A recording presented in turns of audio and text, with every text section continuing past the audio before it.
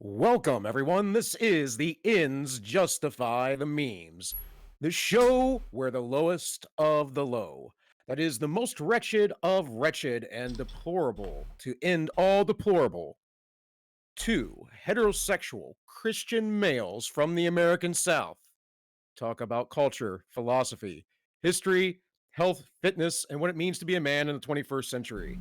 I'll be your host, Bill, and this is my co-host and producer, Tank.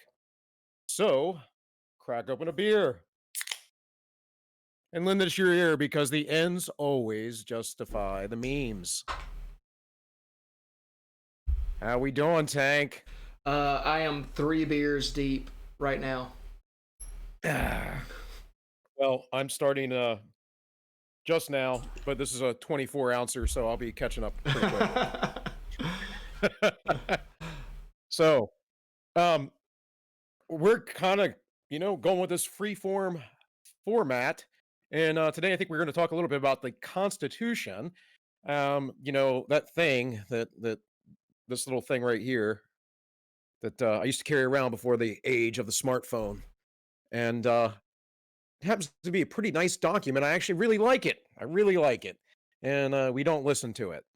So we don't listen to practically anything in it. But I also did want to cover, and I'm sure we'll talk about some things in the course of the conversation. Some, news stuff like Democratic strategy war games to predict what they're going to do if Donald Trump wins the election. Uh, um, People in Seattle being shooed away from the police chief's house with guns and crying like little babies because they are. They're a bunch of LARPers. Um, and of course, there was a bombing in Beirut that was ridiculous. Supposedly a firework factory, but looks a little bit more like something else. And man, I I mean, the news has been crazy like the last just what today's Wednesday. Just the last 2, 3 days. The stuff I've been seeing is quite out there. So I don't know, man. You got anything to say about any of that? Like in 2020 get any better? Well, we have UFOs too, so we'll see how that goes. That's that's right.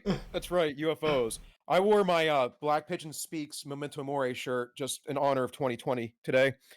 Because remember, you will die, and you cannot live your life in fear. So let's talk about the Constitution. What do you got to say?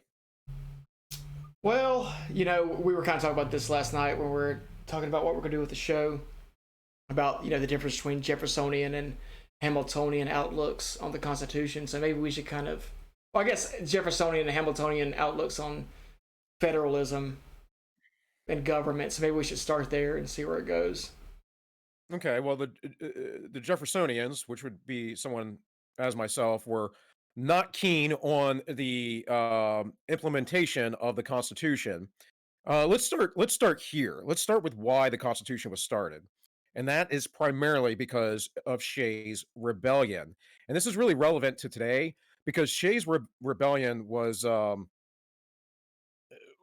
initially at first a peaceful protest, and it eventually became a thing where they were looting and rioting and things of that nature. So the sorry, I had to reboot or entropy there. Anyways, so the federal government didn't really have any authority or power to do anything under the Articles of Confederation.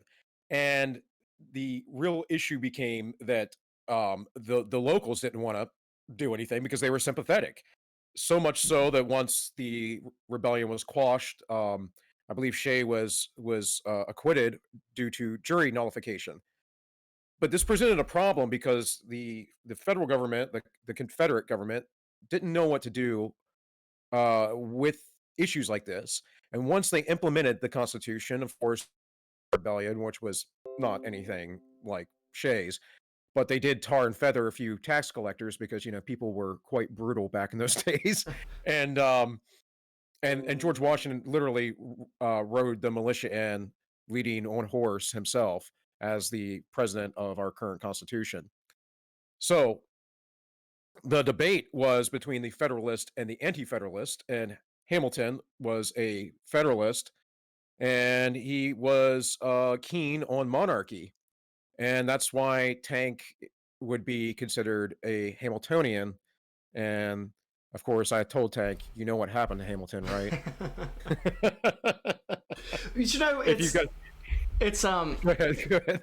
the, kind of like what I was telling you yesterday. It's not even so much that I feel like I'm a Hamiltonian as much as I am. I don't. I'm kind of black pilled with the Constitution. I feel like.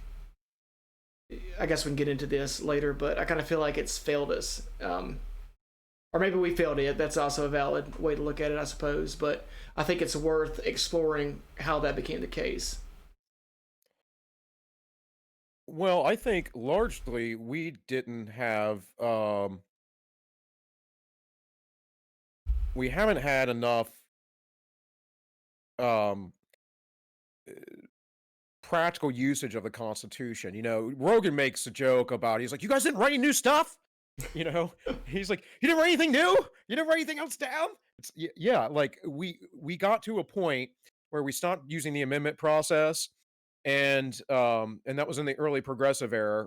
Those were the last real amendments that we put in. There were a few years back, but um, nothing major.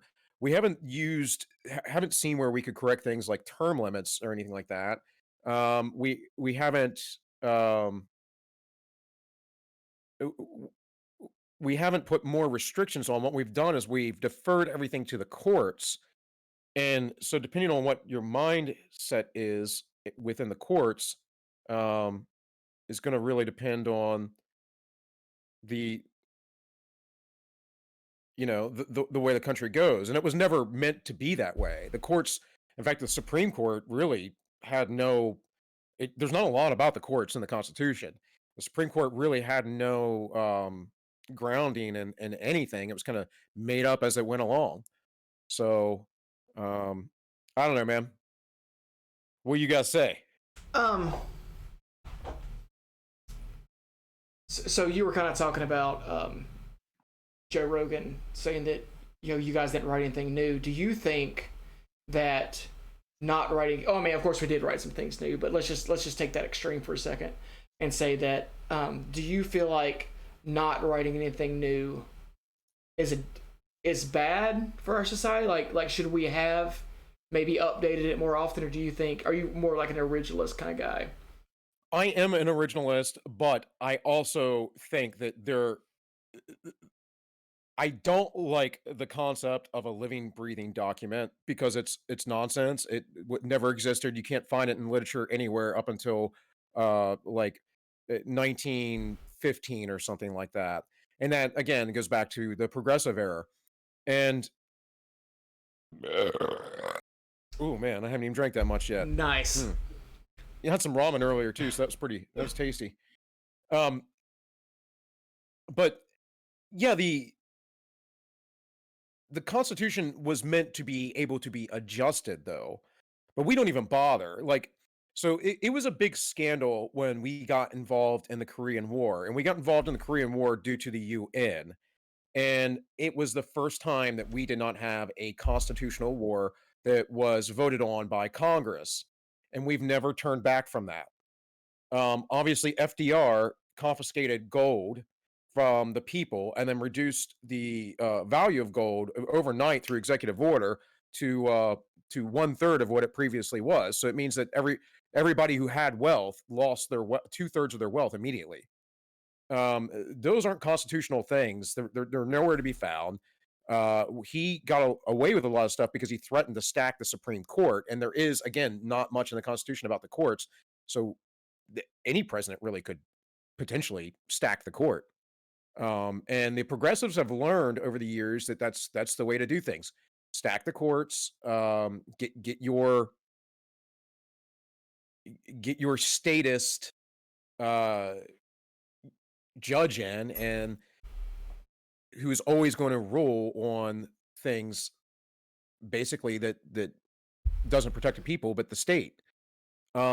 If you want to see a good conversation about this with somebody who's actually an expert in constitutional law, you should look at Robert Barnes. I believe he works with InfoWars, but Mhm. he is an actual constitutional lawyer, has done a lot of big cases, worked with some of the Covington kids. Um, he goes on Viva Fry's YouTube channel quite often, and Viva Fry, if you don't know who that is a Canadian YouTuber who's a lawyer, and I like to watch his stuff quite a bit because it's good to understand what's going on within the law. Um, but yeah, I think that, for instance, as far as amendments go, one of the worst amendments we ever put in was to make the Senate a popular election. And I've had people argue this with me, and I just think they're stupid. That shouldn't be the case. It the popular election is what Congress is for. The Senate is the power of the state. When you put that power in the hands of the people, what you have done is you have now removed a barrier to the federal government, and the states have their own vested interests. Um, Another one that everyone ignores is the uh, the Ninth Amendment. A lot of people will talk about the 10th Amendment, but nobody talks about the Ninth Amendment, and that was the Bill of Rights. And if it wasn't for the Bill of Rights, we would not have passed the Constitution because it was a huge argument um, that in order to get the states to make this compact, that they needed to guarantee certain rights. And the argument was essentially from the Hamiltonians that, oh no, this won't happen. That we won't take away your gun rights. We won't we won't do search and seizure because we already know that there are certain rights that you have. Well, unfortunately, interestingly, we ignore all that crap today. So some people like Jefferson had a right idea. The Ninth Amendment says the enumeration of the Constitution of certain rights shall not be construed to deny or disparage others retained by the people. And then the 10th Amendment says the same about the states, essentially. So that that's really important because we don't even bring that crap up. And the Interstate Commerce Clause, for instance, says only what it says, that the United States can make regular trade throughout the United States. And the progressives construed that to the point where someone growing food in their backyard, the federal government could regulate. I mean, like, that's absurd. That's not what it says. It's not what the original intent was, and that's completely antithetical to what the Ninth and 10th Amendment say. So I think the Constitution was pretty solid. As the old story goes, the old story about Benjamin Franklin, there was like a kid that ran up to him and asked him what was going on. He goes, "I give you a republic if you can keep it." So, and that's the real trouble. But I'm no more a fan of monarchy because I see tyranny rule that way as well. So, all of you Malbug Yarvanites or whatever neo reactionaries. No, and I get it. I'm kind of. Whereas I do kind of see the value of monarchy. My whole take is, the Constitution was developed to enshrine these rights. Well, it succeeded. They've been enshrined. We have the First Amendment right, to presumably say what we want to say. It's kind of how it works. However, in practice, it doesn't work out that way. And in fact, I believe it could be argued that under, monarchy or even just in general systems that the Constitution is designed to protect against, that you still had freedom of speech, more so maybe than you even have now. Like, for instance, if you were some peasant farmer somewhere, you could basically say whatever you want about the king because he's not around. Whereas, Well, you still can now, right? I mean, you can live out in the sticks. well, you can live out on the sticks, but if you post some meme that some New York Times journalist doesn't like, then they could ruin your entire life. So it's kind of it seems to me that we've kind of traded the enshrinement for the actual practice. Right. Well, interestingly, Barry Weiss just left the New York Times. I just saw a thing earlier about someone else leaving MSNBC. I think there's a lot of journalists that are starting to come around to the idea that their job sucks because they spew a bunch of lies and propaganda. And another thing with that also is like when Chris Cuomo faked all of his COVID nonsense and magically appeared out of his basement and all that stuff, we know that he was out looking at a property of a new house that he was building, and somebody yelled at him, and he said it on his radio show, and he's like, "I don't like what I do," and I think there's a reason why he doesn't like what he does because he comes off as a d bag. So, Well, I you mean, know, yeah. No, no. and well, if you look at old Chris Cuomo stuff, like back when he was on Dateline and stuff like that, I think he was on Dateline, whatever it was. He didn't come off that way at all. He just seemed like a a news guy. And no, I do think he's very narcissistic, is because he's always shown his biceps and whatever else. He Right. actually has a dumbbell. There's no way it's 100 pounds, but I've actually seen pictures where he has a dumbbell. It's like 100-pound dumbbell, and he's like curling it, and and it has his name on it. So, what the hell is that, man? Like, you got to be a special kind of person to get a fake 100-pound dumbbell and then put your name on it. Like you're the man, you know. Oh So, yeah. anyways, I mean, yeah. No one. I mean, I don't believe that anyone who's mentally sound person goes into journalism. At least at that level. Of course, no one who's mentally sound goes into podcasting either. So I guess. Well, Yeah. yeah. Well, we're sitting here talking about, we're just two guys talking about stuff that we want to talk about. I don't know what's going on, man, but I lost the entropy. Um, Okay, I'll see if I can pull it back up. yeah, I mean, I keep trying to pull it back up, and it just says that we're offline. So,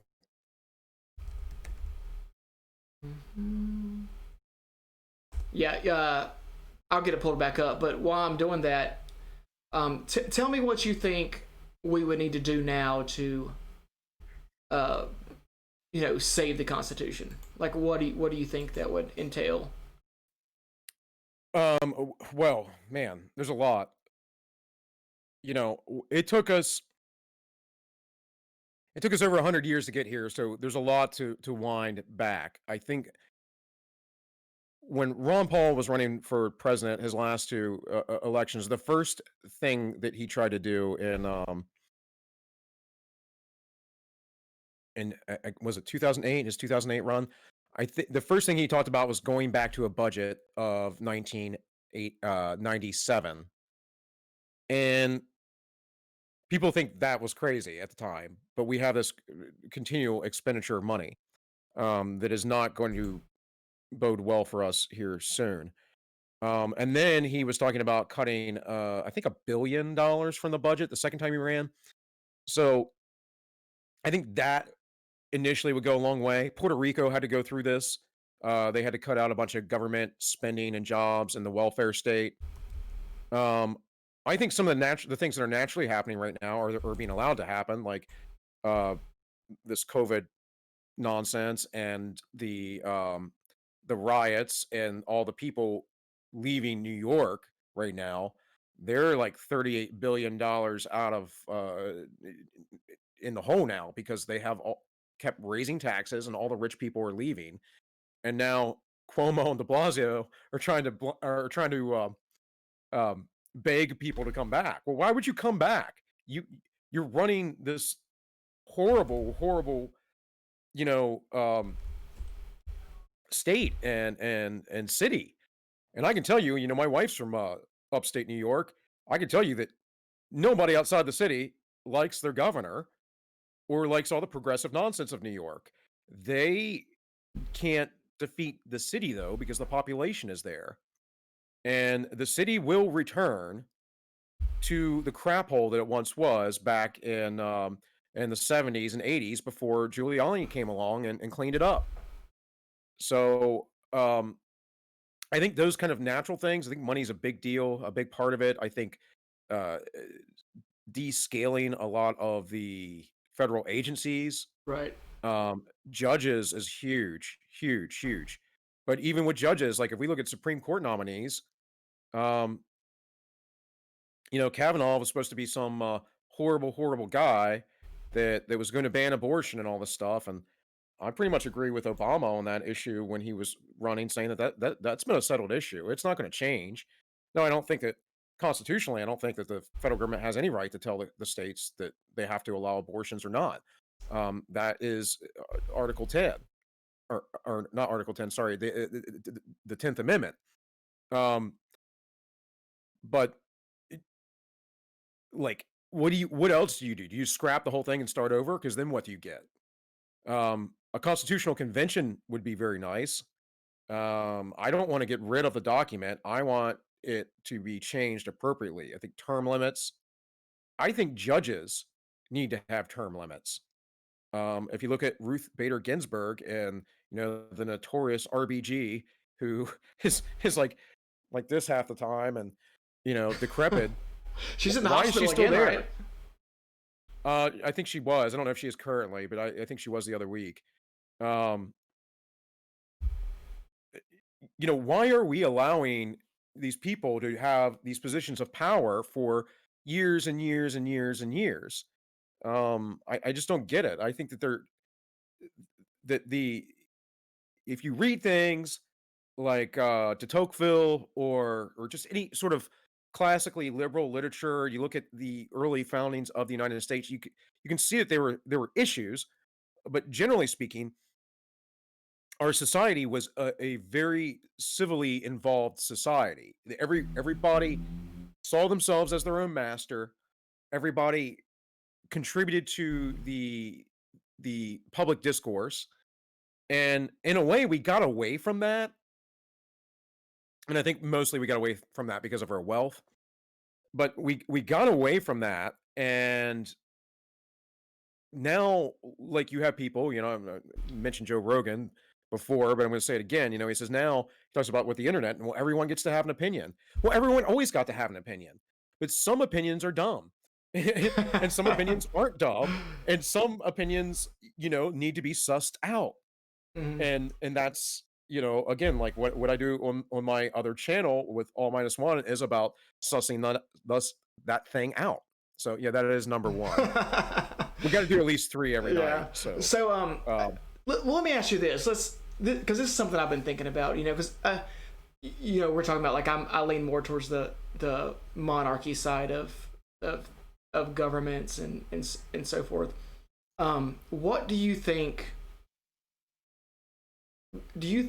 What do you think the Constitution was really trying to protect against? Like, let's put it in its realm of history. So you had, these guys in this new world, who are descendants of Europe over here, basically being colonizers, and I'm not using that in the negative term, doing their thing. They feel like they don't have representation with their leader at the time, of course, the king. So they decided, hey, king, you can go fuck yourself. We're going to do our own stuff. But they didn't install another monarchy. They installed this new thing with this, first the Articles of Confederation, which, it's kind of funny that Moldbug considers the Constitution a reactionary move against the Articles of Confederation. Like, almost like it was a step back away from equality, but that's a different thing. I just thought that's kind of interesting. So they come up with this, Constitution eventually, and the purpose is to, what's it trying to do?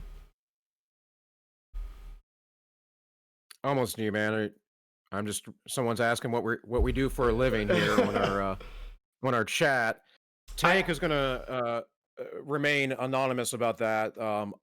I was in school and COVID messed that up, and I am doing this for a living. I'm not making any money, but this is what I'm doing. So, but I was going to get a job, go back to work, and this whole thing messed everything up. And before that, I was in private security, corrections, and I was in the military. So that's my background. But I don't, I don't really care about anonymity or anything like that. But some people do have jobs that they don't need their employers to find that they're monarchist. I worked for the CIA You can write me at tank@cia.net.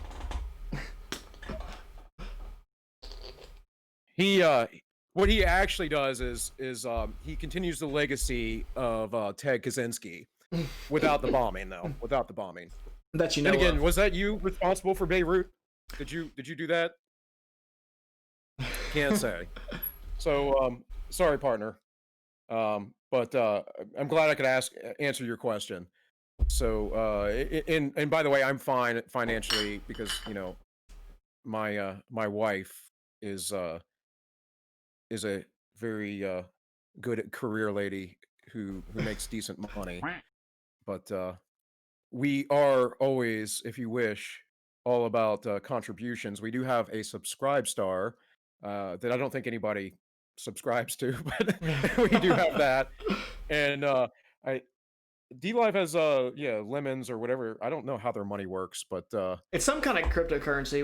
I guess we'll find out eventually. yeah, Um, yeah, it is what it is. So um but yeah, that's one of the reasons why I've been wanting to do a thing for a while, and I'm sitting around at home. I got chores to do around the house, but it's one of the reasons why I started this. And I happen to know some other podcasters, and I talked to Matt Christensen of the Beauty and the Beta fame, and he linked us up, and we've been doing this thing now for I don't know what is this episode 4 or 5? This is I think it's four. five. Maybe, I don't know. This is officially 4 because the first one got banned. Um, so But anyway, yeah. Thanks for watching. Thanks for the ice cream he just sent. I don't know what that means in term of how D Live currency works, but appreciate it. But anyway, what I was asking before is, what do you feel like the Constitution was aimed to protect against? Like, they're obviously trying to build some kind of new society. It's a very novel concept at the time, the Constitution. So, what do you think the purpose was? well, I always found that the idea of it was to protect to set up a government that was skeletal, if you would, and Hmm. would essentially be enough to protect the individual's liberty and to keep because the problem always with government is government always expands. And the founders were very, very well educated men. They probably the majority of them would have read Greek and Hebrew and Latin, and they were classically educated, which I'm a big fan of classical education because it it shows you where humanity came from, and it makes you I believe it makes you understand, that we're not some sort of special thing now all of a sudden, that we've had the same problems all throughout history, and we just have, like, a lot better technology and a lot more knowledge. But, even in the fields of sciences, social sciences and stuff like that, they continually find that the ancient wisdoms, the ideas, I mean, the crazy idea that men and women are different and not the same thing. um I know John Money liked to dispute that some years ago, and he's been absolutely proven wrong. So, anyways, the main thing that the Constitution is supposed to do is to keep that federal government small. I think the best advice that ever came from anyone of that era was George Washington in his farewell address, warning against political involvement with other nations, warning against foreign wars, warning against political factions within our own nation, talking about how people will come to subvert the Constitution. Um, uh, these were very wise men, and he was a very wise man, and he was an honorable man, which is why he stepped down. Hmm. Um, and man, we got a lot of people that would just do things for power, and Right.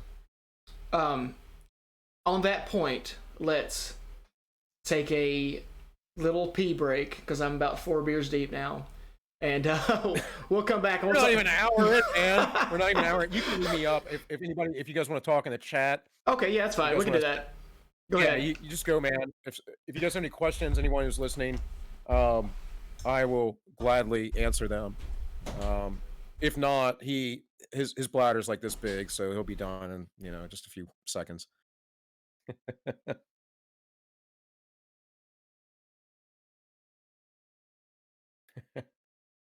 So Sev Valak Diniz. I don't even know how to say your name, partner, but I appreciate that you gave us some a donation, and even if you don't know what it means. So yeah, as far as the Constitution goes, guys, we wanted to talk about this because it's almost completely ignored, and it's also often weaponized. So currently, with like Trump, you'll hear quite a bit about how he's doing things that are, antithetical to the Constitution. And the reality is that Trump actually is fairly more constitutionally minded than a lot of previous administrations. Now, I'm not saying he's perfect. I'm not a trumpeter or trumpeter or whatever the hell they're called. I'm not a big MAGA guy, but I'm not against our president. I think he's actually doing some really good things. One of the best things that he does that I really like is he's keeping us out of foreign wars, and he's keeping us, or at least closing down the globalism that is going on. Oh yeah, in the world. And it was really interesting because I saw a bunch of news hit pieces last week. I had to do a video of it on my other channel, All Minus One. This is an official plug, by the way. So this is really the one. All Minus One is my YouTube channel that I do on my own. It's kind of long form, but I talked about this pull out of NATO, which we're not even doing. We're the he's moving like 13,000 are like going home, and the rest of them are just going to be relocated in Italy and elsewhere. And the immediate headlines are, "Oh, he's giving a gift to Putin, Putin, Russia." Right now, Russia is not really a threat. Russia's working on its own economy. Russia is not the power it once was. Our threat is absolutely, though, Red China, and they are ready and willing to take over. They have resources in Africa, America, and within the United States. We allow them to open up banks here and buy up land, our own land. It's like, oh, come on in China. And it's all about money and greed as far as who's doing that. It's the same reason why movies suck today, not on every movie, but a lot of movies, because they're trying to market to China. There's a billion people over there that they can get money from. So um, that's kind of that little rant. But now that Tank is back, what you got, man? What you Um, got? I don't know. Now you got me thinking about China. Hold on, let me get back to where I was at. Well, let's So, talk about China, man. We can get back to the Constitution. so we're going to China. let's let's go there first. We'll talk about the where I was at before I went to go pee. So we're talking about power. And I think you're right that the world, the society today. You see a lot of these guys that work in government. That's kind of what they're seeking is power, and in many cases they have it. As we've talked about in the past. That's kind of why I lean towards monarchy or more traditional forms of government, is that it's already delegated. Like one guy's getting the power, and other people are not. And now I get it. I'm not. This is not saying that every monarchical society in the past has been absolutely fantastic to its citizens. It certainly has not. But here we are in our country. We're only like what 250 years old, and not even that, or maybe. And we're on the brink of what appears to be the second civil war. So I don't know. I just, like I said, I'm not real committed to where I'm at right now, but it's something I've been exploring, like thinking about. I don't know. What do you think about that? Ooh, it looks like we have lost. War. Looks like we have lost Bill. We'll try to get him back. Hold on. Did you lose me? I did lose you.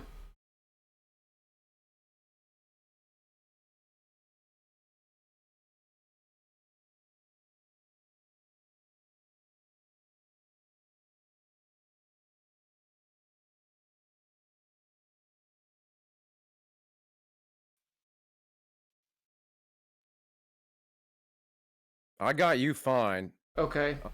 I'll just disconnect. Okay. Well, I just lost your picture. I think I might have to go without it. I think we're having a little bit of a issue here with how it's on it. How I don't know. Discord's decided it doesn't want to work today.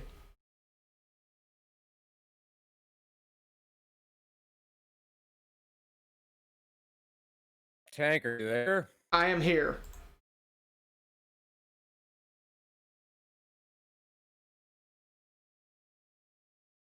It says Discord is not detecting any input from my mic. You can hear me? I can hear you. I can see you. All right, well, whatever. I can't see you, but I'll live. So what was I saying? We are in the middle of an internal Cold War. That's really what's going on. It's I don't know fully if we're going to be in a civil war, but there are, like I was saying earlier, suggestions of secession and those kind of things. I think again, if we go back to what the Constitution is, we we have states that are way too big and overpopulated. They need to be divided up. They need to be broken down. Something Congress did quite a long time ago was cap the number of people who could be in the House. That shouldn't be right. That's not correct. I forget what the representation is. It's actually in the Constitution, that there should be, but we should have a couple thousand representatives in Washington D.C. right now. The reason why they capped it was because one, you have to build bigger chambers, but two, on top of that, it gives that what is it 400 and 450 something. How many people are in the House right now? I don't know. Don't ask me. Well, either way, it's like 400 some odd people. That gives them all that power. And then if you know those people, and because I happen to know people that are kind of like Washington insiders, and I'm not too far away from DC. Um, if you know those people and you talk with them, like who works within the government, and they don't really do much. And a lot of times, like the staffers and aides have a lot more authority and power than what the people in Congress actually do, and it's really crazy. And then they try and oust people who don't play ball with them. So it's a very, very, very scummy, scummy place. And then if you talk about like monarchy, uh, I get what you're saying, but we can go back to Marcus Aurelius Hmm. in Rome. He was great, but then his predecessor was not. So Yeah. we, and that's one of those things that, and then if you make a singular individual the head of power, then you're always going to have people, and this is just historically correct. This happened throughout time through monarchies. It's actually what Game of Thrones is based on. You always people seeking that power for themselves, so they kill you, they poison you, they have you robbed, they do all kinds of crazy stuff.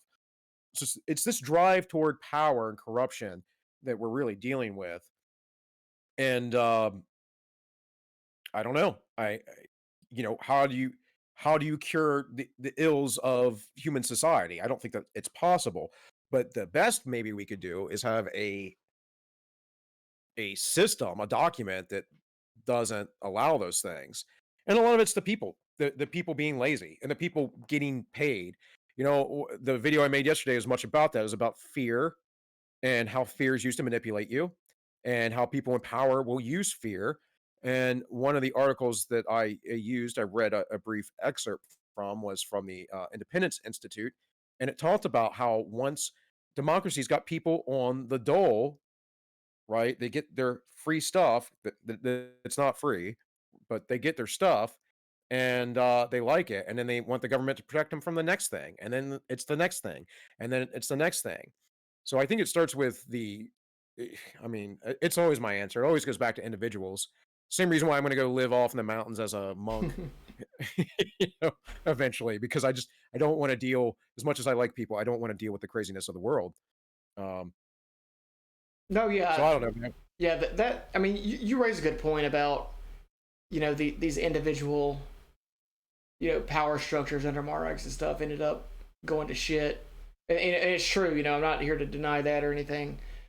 My issue is I wonder if society's going to shit is just a product of every society. Maybe the Constitution, as great as it is, will not protect against that. And that's kind of where I mean, I feel like we've already lost it. Like we're talking about here. Um, it, it wasn't, but not that long ago in the 1770s that we decided, hey, everyone should be able to own a firearm, to protect against tyrannical government. And then it wasn't that much later that people already started arguing against that fact. So, maybe every society's doomed to be this cyclical, rise and fall sort of situation. Well, I would agree with you. I think that the thing that keeps societies from doing that though is the staying away from having a cultural Mm-hmm. zeitgeist, if you would, to stay away from that temptation of power. And so what we know for fact is historically is that all empires fall. And America has an empire right now. I mean, make no mistake about it. We are the global leaders. This happened because people of ambition, people like Woodrow Wilson, and people later on like FDR wanted global authority, and probably it was actually FDR's wife more than himself. But on top of wanting that power and authority, though, there were all the influencers behind them. So there are the bankers and uh, the not just bankers, but corporatists or whatever. There are the people. Um, there was a lot of there's a huge Zionist movement in the 1800s that finally came to fruition. And I'm not anti-Israel or anything, but I'm not necessarily a Zionist.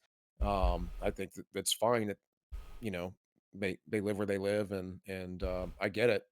I get they're constantly in threat of danger and everything else. I don't think it's the U.S.'s job to prop them up. Um, eh, you know, there's a lot of stuff there, but you have to we have to unravel like so much history and so much desire of certain men or individuals to get into positions of authority, and then the the one thing that happens when people become wealthy, for sure, is they can be concerned about more issues because they don't have to worry about their survival. But at the same time, they often just become hedonistic. And I'll usually talk about how progressives are actually a strain. They call themselves liberals, but they're not a liberal. I'm a liberal. I'm a liberal in the sense of Voltaire or Montesquieu or Bastiat, and Voltaire and Montesquieu are very much the foundations, Montesquieu especially, of what our Constitution is. Um, but the progressives are libertines. They don't want any responsibilities, and they don't want anyone to be held responsible or accountable unless they don't like you. Now, if they don't like you, then off with your head. But essentially, they only don't like the people who don't agree with them. And it's all about emotions and it's all about hedonism. And it's like being a drug addict or something. Um, it's like any addiction. It takes you over. You decide you're not going to be responsible. I'll always talk about charity. I hate the idea of welfare. There's a couple reasons why we use welfare. One of the biggest reasons is actually to stave off rioting. That we're actually just paying off poor people to not get angry, and that goes back to the Gini coefficient and um, how income inequality, once it gets so high, people become violent. I believe we talked about this the other week briefly, but that and it works the same if men don't have wives. They get more and more violent. We know that in polygamous societies where less men get married and more men have multiple wives, that the men who don't get married are more likely to be prone to violence. So there's just so much. There's just so much, man, that we can talk about. But the reality is that it's a matter of people wanting to be powerful. Think about historians and how they rank presidents. Now, my favorite president, outside of maybe Jefferson, Jefferson wasn't the best president, but my favorite president is Calvin Coolidge because he didn't do anything. He's just chill. He just let it be, laissez-faire. We hit a recession and a deep recession in the 1920s that no one talks about because he did nothing, no government intervention, and the market did its thing. The next year, the country was recovered. Later on, Hoover tried to do all this government program stuff, and it just made it worse. And then FDR carried that out even more, and we were in a depression up until we started deregulating after the Second World War. And everyone wants to say, well, it was the Second World War and the production. It had nothing to do with that, actually. Production doesn't mean, that's Keynesianism. Production doesn't mean wealth because if you don't have the money to buy it, if you don't have the means to buy it, then you can't. It just sits there Right. in the warehouse. So what really happened is they started to deregulate, and it wasn't until really the 60s when JFK came along and he cut taxes that the U.S. started becoming prosperous again. But we're playing this game all the time, where we Yeah. fluctuate up and down. Well, I think that's kind of what you're getting at here, more or less, is that our constitutional crisis, if I may call it that, is really kind of a product of culture. We have certain groups of people that Right. believe in these rights, or however you want to put it. You've got a certain group of people that don't, that see them as either a detriment or a stepping stone to something, something to be discarded, I guess is the way to put it. And I think I guess that's kind of why I consider myself sort of post-political in a lot of this stuff. Like, I don't really get into the nitty-gritty of these sorts of things, in terms of policy wonkism or whatever, is because to me it's not even really a political issue. That's great, by the way. It's not really it's not really it's not a political issue to me. It's a cultural issue. We've got the people that are going to be free speech are not the people that live in Brooklyn. They're people that live in rural Virginia or whatever. And I think that's the aspect of our society we have to really truly understand to really get to the bottom of why we're so dysfunctional where we are now. Sort of in the past, talking about empires and monarchical societies, some ran better than others. I think we can all agree to that some monarchies or whatever were good and some were shit shows. Well, we're kind of reaching a shit show now, and I think that it's going to take some serious understanding sort of outside of the box to kind of get to the bottom of how we're going to solve our society. Right. Well, look, I mean, I agree with you. It's cultural. I think it's deeper. It's more metaphysical. Um, but we can, y- you know, that's semantics. I know they don't mean the same thing, but the reality is that I don't think you can have a strong culture without a strong metaphysical basis. If you haven't developed your soul, your inner being, and your personality, then why wouldn't you expect to just receive everything from somebody else? You've Mm-hmm. never grown up, and that's Yeah. what it really comes down to. It comes down to a bunch of people that have never grown up. You look at all the rioters right now, and they're petulant children. And I mean, I worked corrections for 13 years. I know about petulant children who are 50 years old. You know, um, it, and of course that's not everybody who gets locked up or anything, but I'm saying you see a lot of that. And uh, you know, I, it's like now these movements with say with women, and I'm not talking about like I'm an egalitarian for sure. I'm fine with men and women being able to do whatever they want. I don't think that men and women are the same thing, though. I mean, we're human beings, but we obviously have different modes of operation. There's just too much that you have to discount, and that has to do with psychology and actual physical biology that makes us different. And we're going to have different reproductive strategies, of course. There are different costs to our reproductive strategies. There's all kinds of things. So we're going to have a different psychology. And with that, when you start telling people that no, we're exactly the same, we're this, we're that, then that suke, that soul nature of yours, that psychology, is going to get screwed up. And we have weak parents. Um, we have parents that are afraid to tell their kids no. Like I have family members that I don't want to call them horrible parents or anything like that, but I'm just saying like they're they let their kids get away with things that I just certainly wouldn't. Um, like something that drives me nuts is when it comes to children is like children asking for dessert because dessert is not something you get every night. Dessert is for special occasions. But worse off than that is when children get dessert and they don't even eat their food. So you've just rewarded your child for not eating what is nutritious and good for them, and then you gave them something that's actually toxic because it's full of sugar. Like people do that, and usually they do that for selfish motivations, and that motivation is I either don't want to deal with it, or I don't want my kid to be mad at me, or whatever it is. So like that to me is a metaphysical issue. It's not just cultural. It's it's a deeper thing. And when we talk about how what is wrong with the Constitution, um, really what the Constitution is the rights enumerated in that or not enumerated in that because they're not all there are all negative rights. And we have this thing because of freaking commies where people want positive rights. And well, let me drop you off in the woods and see how that works out for you. Let me see how that works out for you.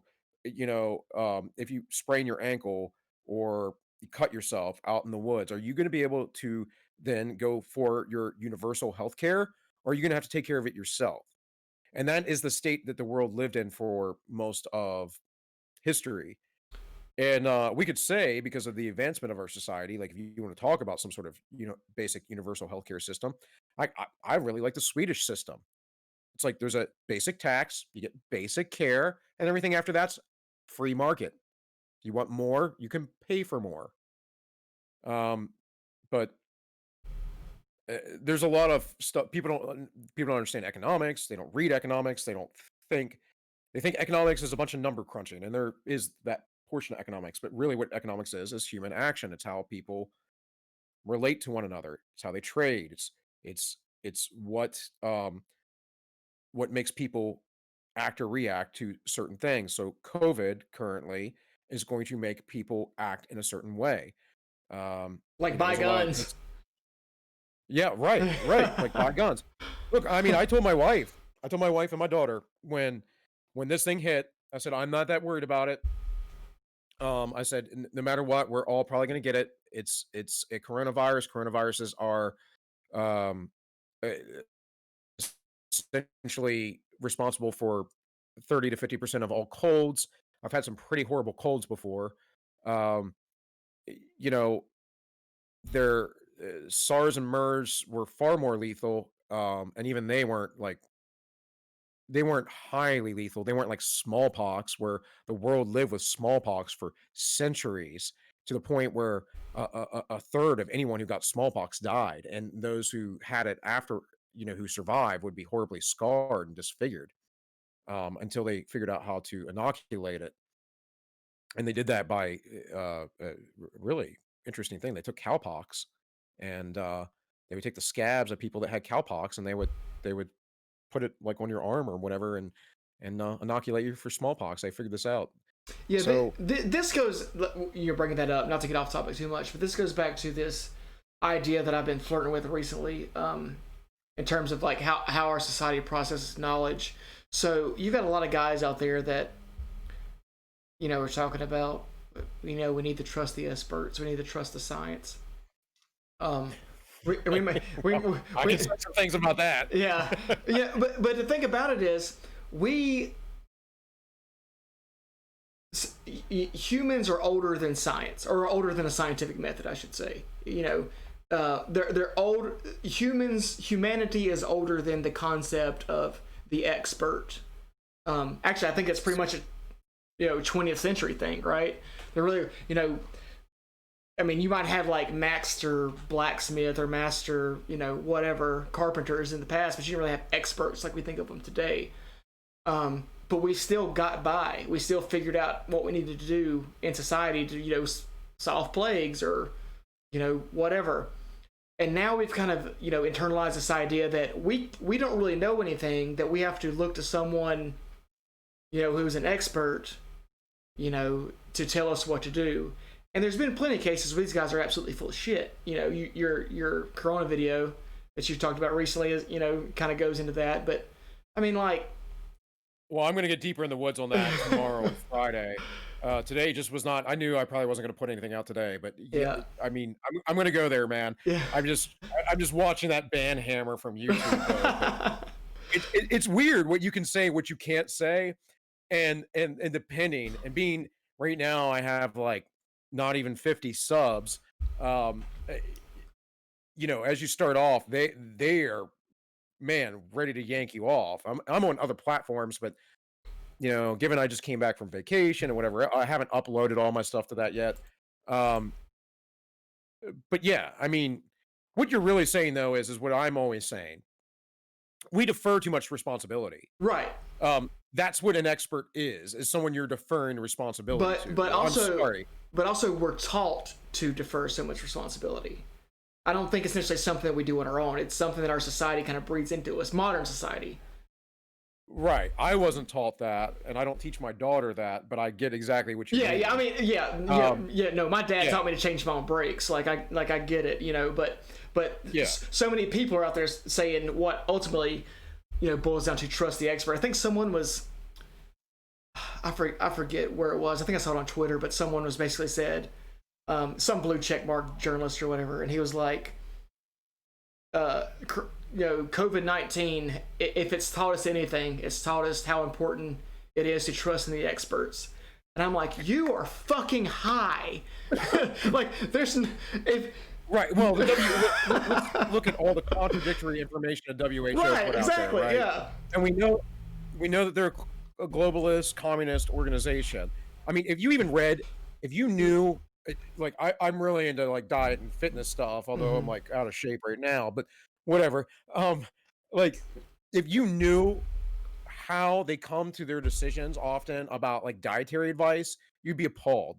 They suggested that veganism was okay for nursing mothers and infants. And I'm telling you, that's a fast way to make your child mentally retarded because they will not have the proper nutrition. But they decided that they were going to put that statement out there, and they did that by voting. They did that by a vote, and the people that voted against it were appalled that these people that they would vote for it, and the people that voted for it, they were vegans, and so they just happen to have more. They just happen to have more vegans in this little, this little council they had, and I'm not. If you want to be a vegan, go be a vegan, but you're not gonna. Don't push it on me, right? Like the reality is. I'm sorry. I've never, well, maybe once or twice have I met somebody, but it's because of modern supplementation mainly. I've never met a very super healthy vegan, and most people are vegans because of. I mean, my wife was a vegan when she was younger because of the idea of animal cruelty.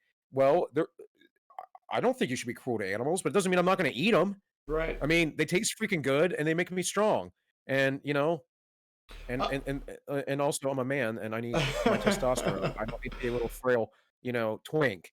So I'm already small enough by nature. I don't need to be any less so. To bring up another example of what you're talking about, have you ever done keto? Yeah, I actually I've been doing I don't eat keto now, obviously I'm drinking beer. I play with carnivore, I play with keto over the years. And the main thing that I'm always consistent with generally is I've been doing intermittent fasting probably since 2005. So there was a book by this guy named Ori Hofmeekler. This was back when I was got into the kettlebell stuff and I was a kettlebell instructor. And he wrote a book called The Warrior Diet, and it was before intermittent fasting was intermittent fasting, and really delved into the weeds and the science of all that. So that's the one thing uh, that I remain consistent with. Mm-hmm. What keto generally does is it mimics a fasting state. Mm-hmm. Um, Carnivore can kind of do that as well. Um, I can never have carnivore gives me diarrhea, essentially. I um, just never get over. right, I hear sometimes you have to go like a long time, and it's hard because right. I like a lot of food. So, No, no. I but think yeah. it's Anyways, go ahead. I think it's interesting because a lot of people that I've known that are type two, not that I've known, but I've heard about that are type two diabetics. They end up going low carb or keto or something like that, and they end up either Yeah, reducing the amount of insulin they have to take or completely reversing their type two diabetes. Well, the American Diabetic Association, these experts, they tell type 2 diabetics to eat 60 grams of carbs per meal. That's more than I usually eat in a day, and I'm not even keto, I'm drinking beer. But 200, 300 grams of carbs is more than I eat in a day, and more at snacks. So I mean, it's a ridiculous amount of carbohydrates. I'm like, why in the world would a expert association tell a type 2 diabetic to eat this many carbs? And the only answer is that they're full of shit. Like, there's no reason to well, they believe are. these I mean, guys. we Tank, we can get into the weeds of that because I'm actually rather well read on this stuff. I don't do as much research as I used to, but I spent most of my 20s, especially when I worked at the jail, and we rotated posts. So sometimes you might be, like directly with the inmates, but other times you'd be in control centers.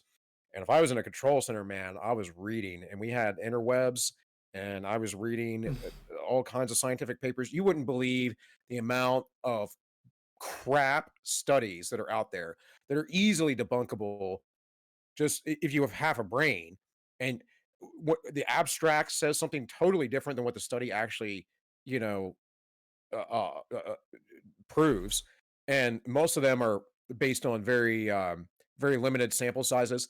A lot of food surveys are essentially they ask people, and so it's in retrospect. So I don't know what I ate yesterday. I'm pretty sure I had a little bit of soup and oh, my wife and my daughter went out to Walmart, and so I had Subway. So we were chatting yesterday. I was chowing down on some of that. But um, what did I eat 2 days before that? Ask people these they give them these stupid surveys post hoc, and they're like, "Oh yeah, I don't eat this kind of crap. I don't eat this kind of garbage." I remember working with this lady that had a little bit of a weight problem, and she was asking me about advice, and this is I mean, I was pretty eh, eh, I was pretty ripped, pretty buff for quite a long time, and she's asking me about stuff, and she knew that I knew my stuff, and she's like, "I don't understand. Like, I don't know why I can't lose weight. It's not like I eat a lot." And literally every 30 minutes to an hour, she's shoving something in her mouth, and I'm like, I eat like twice a day, like literally. Um, Sometimes once a day.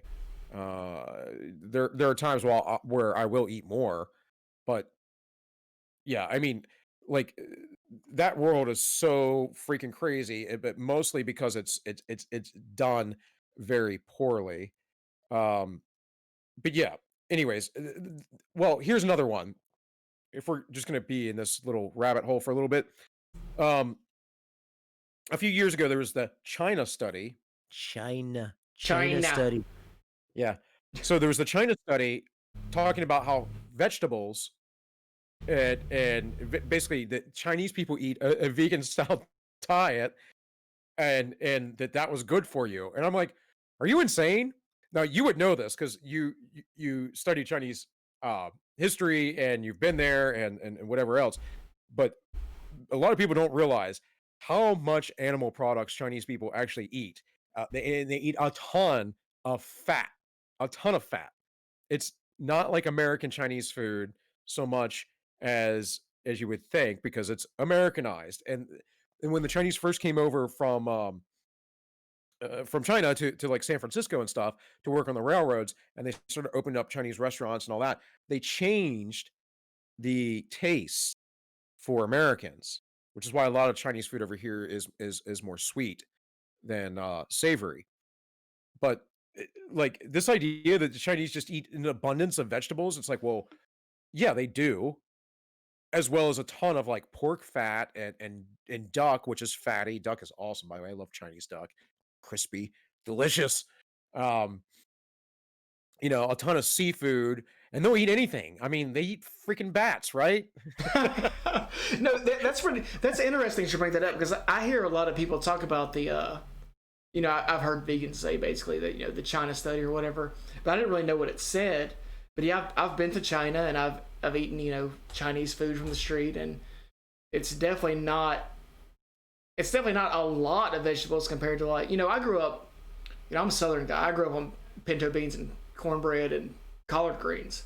Hey man, Yeah, that's good eating. That's good eating. but like Yeah, little fried okra. yeah, but pretty much everything, every meal I had in China, had more meat than that.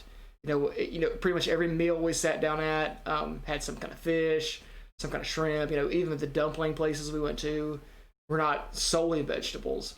So that's Dude, that is kind of interesting. They eat fertilized chicken eggs, baby chicks, and you crack it open. They're dead, but you crack it open and you eat it with the feathers and everything Yeah. and the bones. Oh, I mean, the Chinese will eat anything. And it's funny because it's funny because like we look at China and we say, man, these guys eat a lot of weird stuff, but then even inside China, the Chinese look at the Sichuan province and they say, oh, those are the guys that eat everything, like they eat like crickets and all kinds of so that's like they have their own stereotypes within China. If you study the culinary arts, which I mean I never have formally, but I do really like to cook, and I'm a foodie for sure. Like my Instagram is practically like anything and everything I ever I make. So I like my food porn. But if you look at the culinary arts, there's there are different um there are different cuisines in different parts of the world. But if we look at what are the three main cuisines that are known to be like the uh uh, the pinnacle. We're talking about French, Italian, and Chinese. Now you might add into that something like Indian Hmm. now and of course Japanese food. But Japanese food's interesting too because they actually are minimalist where they don't tend to use more than 5 ingredients in any product, anything that they make. So it's interesting. And I've watched some Chinese chefs like on YouTube and the steps that they take to make some of the stuff that I mean, it's kind of amazing that they cook things so much and so thoroughly and have all this process. Um, but I mean, I love Chinese food myself. I mean, give me some char or something like that, and I'm like in heaven. But anyways, that's a I don't know. We've been talking about food for like 20 minutes now, I think. But yeah, okay. So getting back to what we're talking about, you know, it, it's not that hard to find a realm, within academia where we can show that the experts are pretty much full of shit. Bought out by whoever, however you want to look at it. So this cultural like idea that we have that we need to be looking to experts to solve our problems. Like humanity was able to survive the wilderness and forge society without experts. The best we had was like shamans who took weird drugs and told us about future promises and stuff. So like we don't really need that. I guess that's why I'm sort of admittedly anti-science, I guess. Well, the experts of the day. So, for instance, like, so this goes back to basic economics, but the experts might be someone who is an artisan, right? So you might not know how to make a clay pot, or you're not a cobbler, so you don't know how to make shoes because of that. Most everyone else, though, if they weren't some sort of artisan, they were just a laborer or they were a slave, uh, unless you're part of the elite class. And then the only other kind of thing that existed outside of Christianity, at least, was the religious class, and that religious class kind of Christianity adopted, less because of Romanism, but before that, like you had you had the people that were in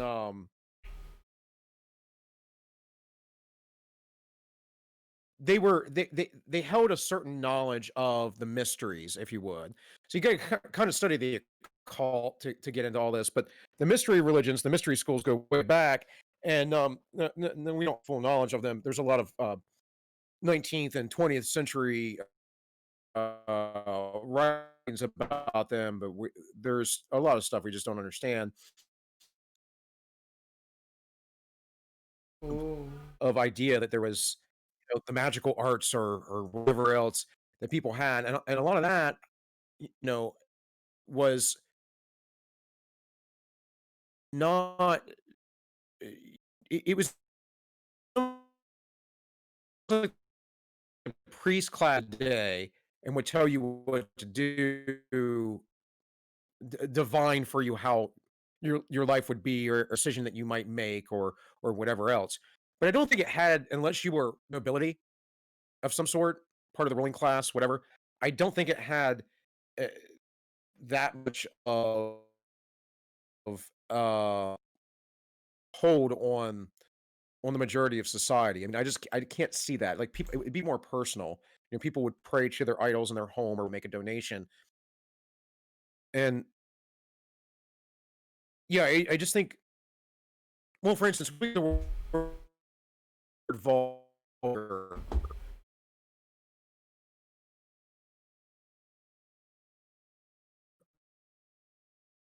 from Latin.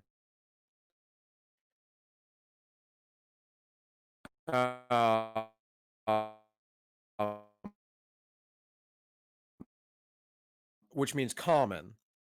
Um, and the Latin Vulgate, a common Greek. Um, oh man, I can't even remember now. Etymology and stuff. So I was looking at something. I was looking at the root of it, and meant the same thing. And it's something that we would think of as derogatory today, but it really meant common. And I'm cool with the common man. Now I know I'm probably far more intelligent than the common man. I mean, I have a general idea of what my IQ, what hundreds the average. So I get that like I'm in an upper percentile, but uh, still I like hanging out with common people. I you know I don't have anything against them. And I don't think those people that I know that we might call common want to be told what to do either. Most of them that I know are very independent minded. So the whole deal with the experts is just um it's just insane to me because I think people are actually, even if they're not great problem solvers, they're actually more smart than the experts would believe. And I think that expert class is a means of population control and not population control, the control of the populace, control of the people. So again, it goes back to that power structure, Hmm. and people are willing to give over their power. That is really the problem, and I'm not. Right. Like I don't care. Like what you think you're gonna do to me or try to do to me, and it may happen one day. I hope not, but I'm gonna stand my ground regardless. Hmm. That's just me. So Okay, so we'll talk about power again when I get back from using the restroom. Do you want to keep talking? Or well, I'm almost done this beer, so I think I'm gonna go myself and Okay. close my blinds here. So go ahead and use your handy dandy work so hard on the right back screen. Okay.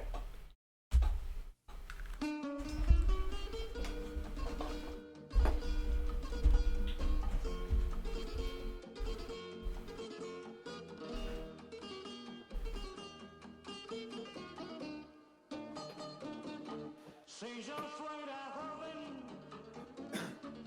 si yo fuera un dandy, si yo no tuviera mis 40 abriles, si mi cabellera no estuviera blanca, tu amor conquistada, así me dijiste.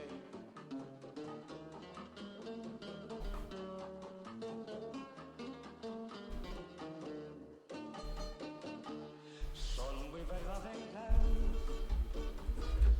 todas tus razones. Yo soy el invierno, tú la primavera, pero no me cambio por ningún tunante. Tengo el alma joven y tengo experiencia.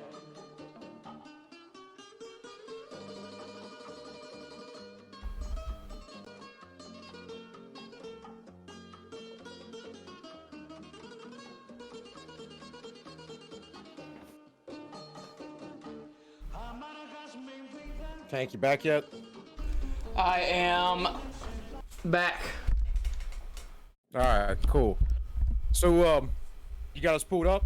Yeah, we're good. So we're talking about experts and power and how that goes, and that kind of goes into what Moldbug talks about. This concept of the cathedral is that we have these, I guess you want to call it soft power, like institutions in our society, journalism, the university, draw your conclusions out from there if you would like. They kind of are really the movers and shakers of society. Kind of getting back all the way back to what we're talking about beginning is that, we have this constitution that's kind of been undermined, and it's really been undermined by these sorts of people, the people that really hold the power.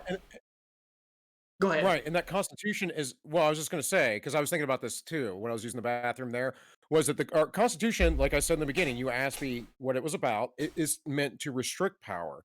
And this is what I was wanted to refer to about how maybe we could fix it, is to put more barriers in. I'll talk about that in a minute maybe, but I'll let you finish your thought there. Yeah, I was just getting back to, culturally we've kind of been trained, that we live in a modern society and that we need to trust the experts, and that we have, these very specific roles that certain kind of people like Dr. Fauci or whatever play that really guide where we need to go. They're the captains of our cultural ship, and of course it's all garbage. We both agree on this, and it's all bullshit. Yeah. So I know how to look at data. right. Like that's literally what it comes down to me. I know how to look at data. I know how to analyze it. I know how to say, oh, well, this is what's really going on. I understand the difference between an aggregate as far as like with COVID, the death, the having it broken down more specifically by age, and we have yet to have information, at least that I've seen, based on previous conditions, and we know that's a huge part of it. If you are obese, if you have heart disease, if you have sort of organ failure, if you have a compromised immune system, you're probably going to die from this thing. And I don't even want to say obese, but I'm just saying there's a high likelihood. Mhm. But that is not, we're looking at this as an aggregate and being like, oh, everyone is at the same risk. And it's just not true. It's not true at all. For most people, excuse me, for most people, this is going to be a cold that's going to suck, or they're not going to even know they have it. And that is based on the data. So it's just, it's like I played the video I made yesterday, all minus one. Hey, that's the third one. All minus one, guys. Go check it out on YouTube.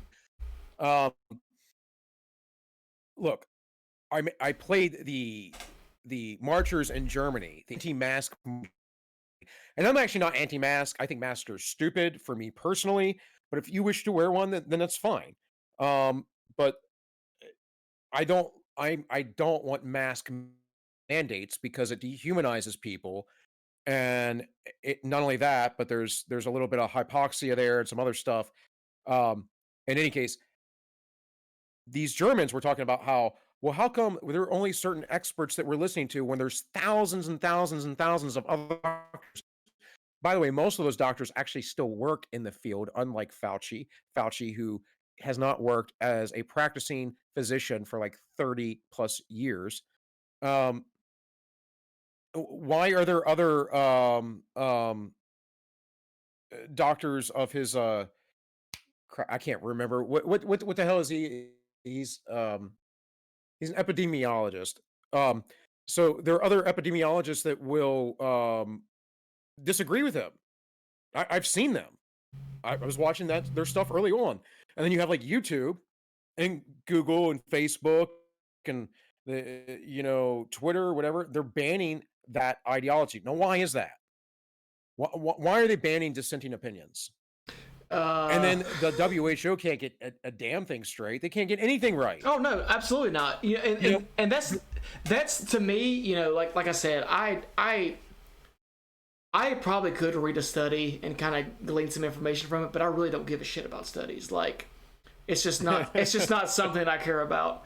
And we'll get into that maybe in a different conversation about why, I feel like there's too many filters between our perception in a study to really make sense. But anyway, when this disease first started coming around and people started hearing about it, I was on a very, specific corner of Twitter. Some people call it evil Twitter. So these kind of well-known but still anonymous. Is that that GAB site? No. This is actually on Twitter. No, this is real. Oh, okay. But there's a certain specific sector of Twitter. Okay. Yeah, I don't really use any of those things, Yeah. even though I have them. But yeah. So there's a certain amount of guys on Twitter who are anonymous but still have a pretty big following. One guy was this guy named Loki Julianus, which is, if you want to look it up, it's whatever. But he was saying back in like January, like, hey, there's this disease coming out of China. It looks like it might be some serious shit. Something to pay attention to. And he posted a lot of good stuff. You can go back and look if you want to. But so he was calling it, and he was saying this stuff while the World Health Organization was basically saying, oh, this isn't a big deal. It's just like the cold or whatever, or not just the World Health Organization, but also Pelosi or whoever you want to insert in this, and oh, it's not a big deal. Go to Chinatown, don't worry about it. Yeah, and then Trump is a racist because he wants to close the border. Right. So to close travel from China. So how that script changed, right? So the point I'm kind of making here is that if you would have listened to anonymous Twitter accounts in January, you would have got the same information that you're getting right now after the World Health Organization changed their stance. So it's just completely ridiculous. Well, I mean, I use certain people for news aggregates, like Tim Pool, for instance, and also Stick Sexenhammer. He's a great analyst, as far as my opinion goes, and he was talking about it, and and then I'll go, and if I'll see something like that, it's pretty simple, guys. Like, if you hear anything in the wind like that, and it's like over in China or something, just go to the Asian Times, go look it up. Like, you can look at international news in English. I assure you, and it doesn't have to be the BBC. I'm getting phlegmy now from this beer. Anyways, but yeah, I mean, look, man, there are experts that are real and truthful or whatever. You look at someone like Fauci, who was on the House floor and being pressed by what was it? Was it Jim Jeffries? Or not Jim Jeffries? That's a comedian, I think. What's Jim Jordan? About do protest spread COVID, and he wouldn't quite answer directly. And he's like, "Well, any crowd, any crowd." And he's like, "Well, you." He's like, I don't want to, I don't want to state, what you can and can't do specifically." And he's like, "Well, what are you saying?" Like, he's like, "You've done that numerous times already. What are you talking about? You lied to us about masks." I told my wife that back then. Like I said, I wasn't worried about the disease so much as I was worried about what was going to happen with people. Mm-hmm. And, um, you know, I people were saying that. And one of my buddies was saying something about, well, they're saying you shouldn't wear a mask, blah blah blah. I'm like, well, the thing is, man, and I've worked hand in hand with medical personnel for a very long time. Um, I'm like, the thing is, man, it's like a mask like that. It like if you cough or you sneeze, it'll help protect a lot of stuff getting out. There's still going to be stuff getting out there, though. It's just going to reduce the amount. Um, but it's not keeping anything from coming into you. And the reason why doctors wear surgical masks is specifically for that. So they don't cough or sneeze or spit on somebody by accident and then infect the patient because that's the biggest threat within a surgery generally is infection. So, initially Fauci was like, "Oh, don't wear masks," and then later on, and it is wear then yeah, oh yeah, wear mask. But then if you look at the data, what you see is you see this long climb up and then everything drops. And that's internationally. And so mask mandates have been recent. And everyone was going to the store. Remember, everything had to shut down. There were only essential businesses. Many times I went to the local Walmart where everyone else was at, not wearing masks. But somehow in West Virginia, where I live, we only have like 5,000 cases. We have like 114 dead or something. I mean, I'm sorry those people died, but I'm pretty sure most of them were elderly. And like an article I read from the BBC a while back toward the beginning of this, they this one about how in England that there would be some deaths that would have to adjust and take off the count because they would have expected these people to have died within a year anyways. So I get that it's deadly, and I'm not saying it's not serious to protect those people that are at risk. But the rest of us need to go about our lives, and we can't just like stop an entire world economy and let people go hungry or whatever. It's like I was saying earlier. I was ready to go back to work, get some sort of part-time job or something somewhere, and then my career field I was going into was physical therapy. I had to stop doing that because I'm worried that the school will shut down again and I won't be able. And I was in the middle of school when and everything went online. But like, how am I supposed to do like physical manipulations of individuals Mm-hmm. online? You Hmm. know, and Yeah. we're Yeah. it's just not happening, right?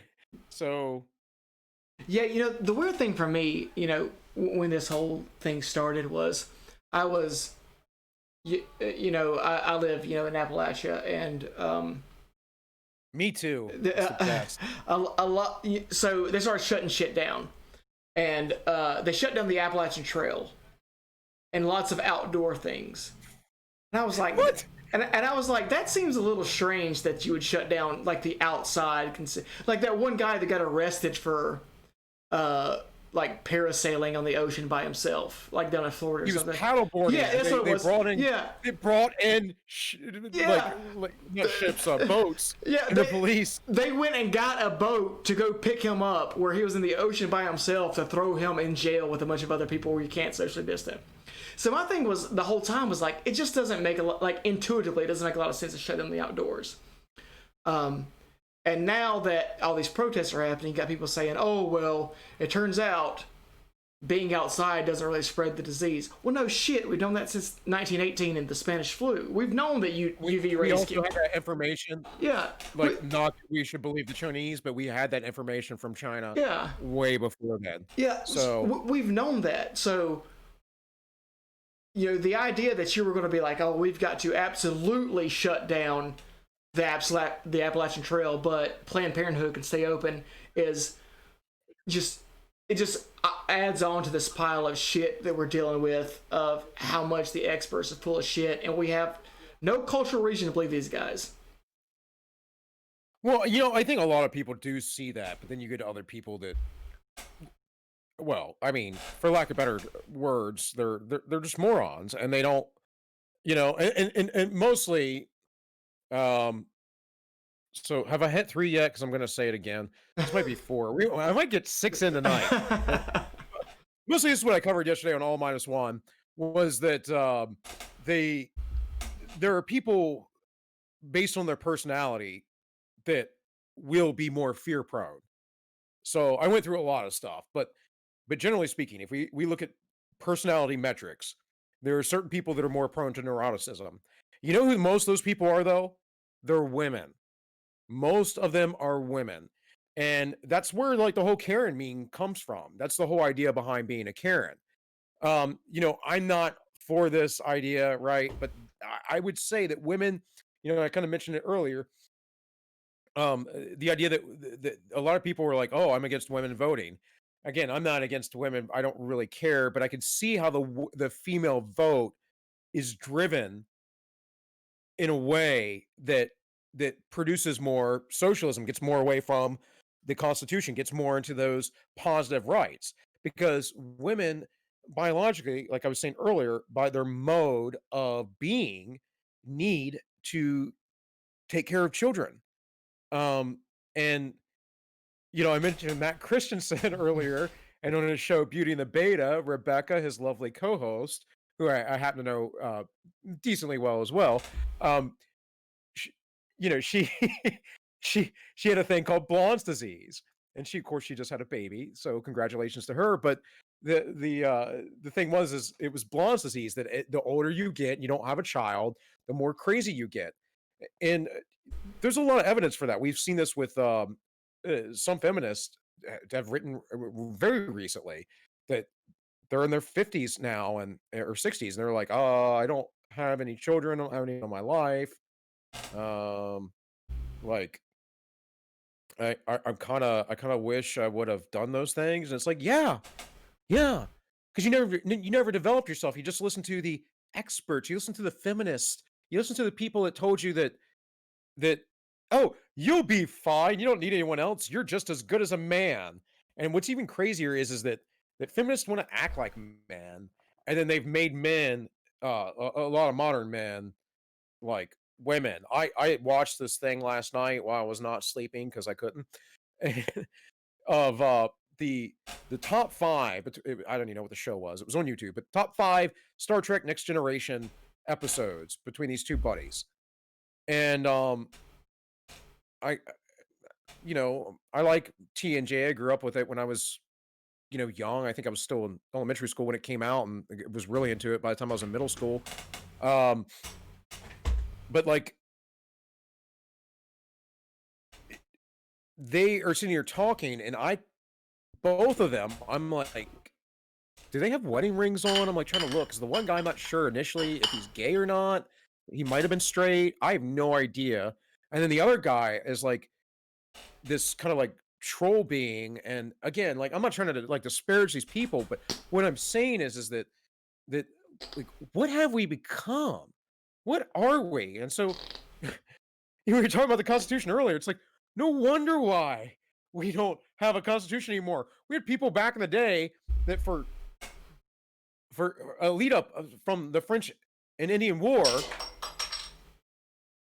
were fighting against the British, who were their government with oppression, and finally said, I know it was a small percentage still, they finally said, enough, screw you, we're gonna do this on our own. And we're talking about like 1700s, dude. Like that's insane. That's insane because what what do you have backing you up? The people that came to like Jamestown, the pilgrims, they traveled on these ships that were not comfortable. And I don't know if you've ever been out on a ship, but have been because I was in the Marine Corps. I was on a Marine Expeditionary Unit as an infantryman. So I was like the 911 service, man. If the president called, we were going in. And Now this was after September the 11th, so at that time we were uh, more concerned about the Middle East. But in any case, the point being is that like on ship, while I was on ship, like there it's pressurized. There's different things to keep it comfortable. It gets hot. We were overcrowded. These people are on like wooden ships going across the entire Atlantic.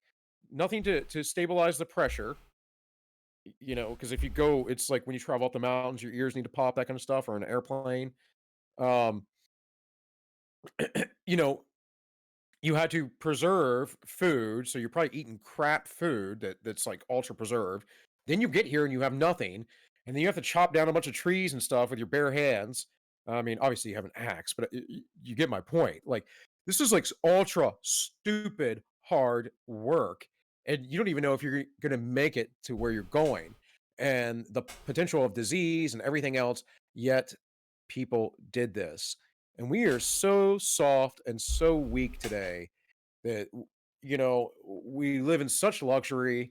And I'm really glad for my experiences in the military and just seeing parts of the world. And I remember traveling through Iraq and seeing people that live in like these literally little mud houses, maybe the size of my bedroom I'm in right now. And um having a water pump outside, an antenna attached to a radio, and that's pretty much their technology, and like a crap truck, like a really old crappy truck So wait, that's rusted up. are you saying that technology has interrupted humanity's power process and made us have some issues with our psychology that is causing these outbursts of fruitless revolution? How dare you, sir? See, this is what I said earlier. He is the new Ted Kaczynski. So just beware, people. Just beware. If you get a package from Tank, stay away. No. I mean, obviously, I think you're right because, once again, you have unwittingly quoted Ted Kaczynski, but Man, I mean, I'm not a luddite either, man. I'm not a luddite. I'm not against technology. I don't think that it's technology alone that does this. I think wealth is a big portion of this, and we have more even distribution, despite what the commies want to tell you. We have more even distribution of wealth today than we ever have, at least in Western society. Yeah, Ooh, yeah, man. yeah. That's got a lot cool. to do with it. Maybe one day we can go into a little bit more about Ted Kaczynski and some of that stuff. But I definitely don't think that's outside of the realm. Our material conditions are so good now. Because just sitting here right now, I've got more technology in front of me than any king of the past, worldwide sphere of history has ever had. Dude, we both just got up and went to the bathroom. My dad, my dad, who's 66, right? Grew up not too far from here in Maryland, and grew up having an outhouse. Oh, yeah. No, Born in 1954, had an outhouse. my mom grew up with an Did we think outhouse. about this? Yeah, Right. my mom grew up with an outhouse. That's one generation away. She grew Well, up. I mean, he was born in Baltimore, so I don't think when he lived in Baltimore and he was little they had that. But when they moved out toward this general area, um, eh, yeah, that's what they had. They had a little Mhm. farm and an outhouse, and they were poor. And my grandfather drove to Baltimore uh, before the interstate highway system was well developed in Maryland. So he would drive to Baltimore on back roads and go down there, and then stay for the entire week until he would come home on the weekend. And that's the like that is not that long. 66 years old. My father is. So, and I'm going to be 40 very soon. And I just remember how things were back in the 80s growing up. It's a very strange thing. People get, well, like I said, it goes back to that like metaphysics thing. It goes back to that they haven't developed their psychology, their soul, their inner beings. They get in this thing where they get wrapped up in. It's almost encouraged in our society to like get wrapped up in drama and friends when you're young and just go out there and YOLO and go have fun and party. And I've heard people, oh, I didn't really have party years, or I didn't do this and that, so I got to do it now. It's like, what? Why do you need to do that though? Why do you need that kind of hedonism? Why do you need to be a libertine spirit? I don't understand. And I'm not going to sit here and say I didn't do some of those things. Most of that stuff I did when I was in high school. By the time I got in the military, I didn't do that. And then, of course, I'm remarried now. But my first wife, I took on very young. I think I was like 22. So with two stepkids, you know, and then worked, and I'm not saying I didn't, drink beers or have fun, but it certainly wasn't a party life I was living at that age. Mm-hmm. So I kind of don't relate to people that are like that. I find it immature. And here's the reality: if we want to go back to the Constitution, and we should, because I want to revisit some things there that we started off with. You had to be 25 to be a congressman, if I'm not mistaken. You have to be 30 to be a senator, and you have to be 35 to be president. Now, why is that? Well, similarly, uh, one of the reasons why it's widely accepted that Jesus would have been at least 30 something when he died is because, in order to be a teacher or a rabbi within that cultural tradition, he would have had to have been at least 30, because the Jews weren't going to listen to you before that. But 30 was almost like not an old man, but a man who's been developed. Scientifically, we know this, and the founders had no idea of this, but scientifically, we know this: the prefrontal cortex, the thing that makes you measure risk and calms you down instead of being a stupid idiot like most males are when they're young, um, that doesn't develop till you're about 25.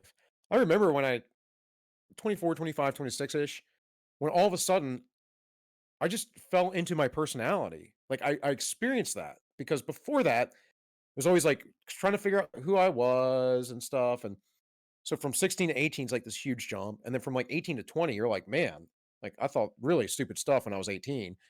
And then you get like, and you're able to drink all of a sudden, 21, 22. And it's like, man, I'm like a way different person. All of a sudden I'm like 25 and I'm like, dude, I was an idiot when I was like 22. And I think I've done some idiotic things throughout my life for sure, and even in just a few years back. But one thing I can say for sure is that long time wandering of who I was, what my personality was, all that kind of stuff that hadn't quite set in yet, disappeared when my prefrontal cortex developed. Um, I'm of the mind that we should raise the aiding the voting age to 25, because I don't think anyone under 25 has any business voting. And maybe unless you go in the military or something like that. Well, I don't But think anyone has any business voting, but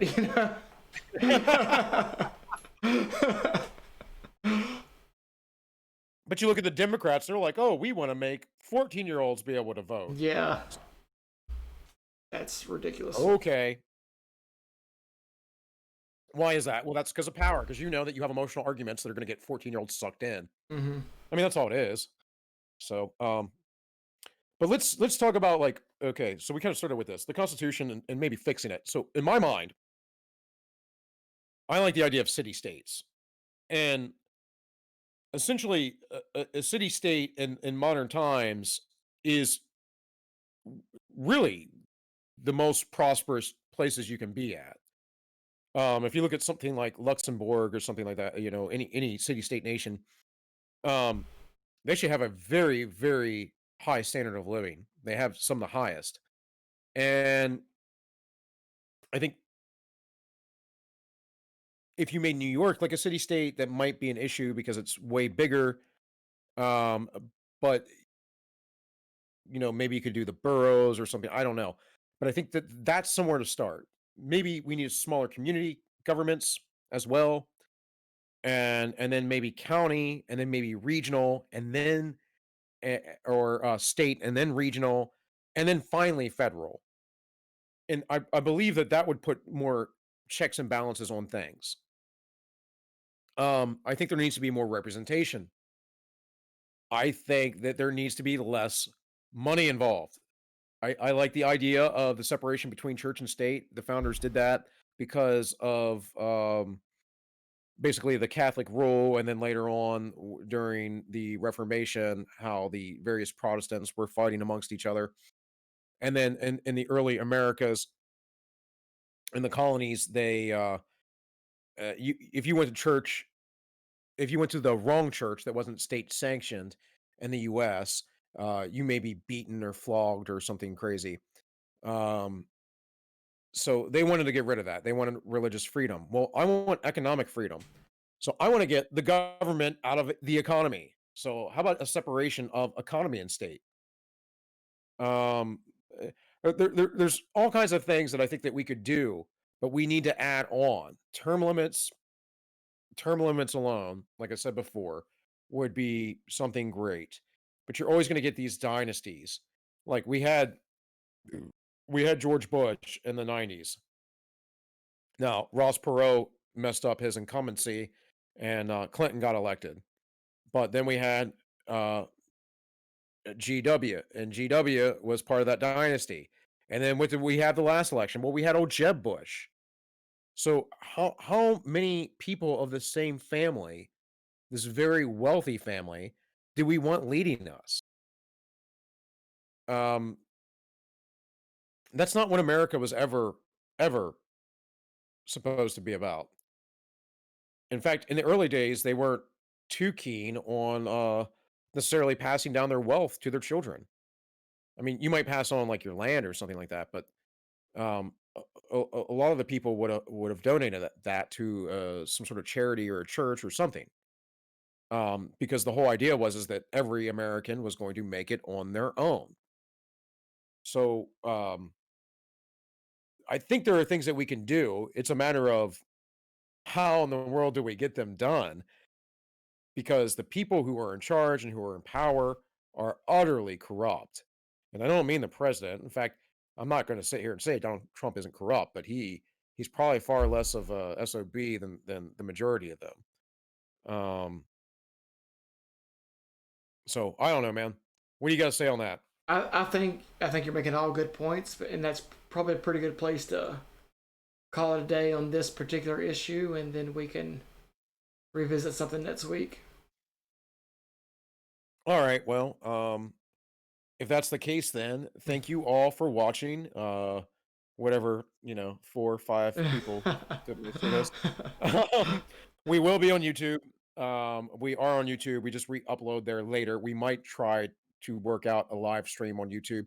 But for now, D Live is the thing. Every Wednesday at 7 p.m., we are the ends justify the memes. And remember that the ends always justify those memes.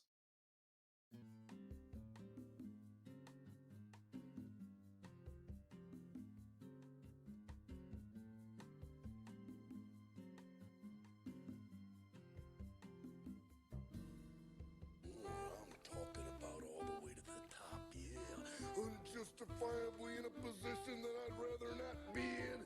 But the cream will rise to the top, oh yeah. Macho Madness, yeah, has got more to offer. And President Jack Tunney thinks that. We good? Yeah.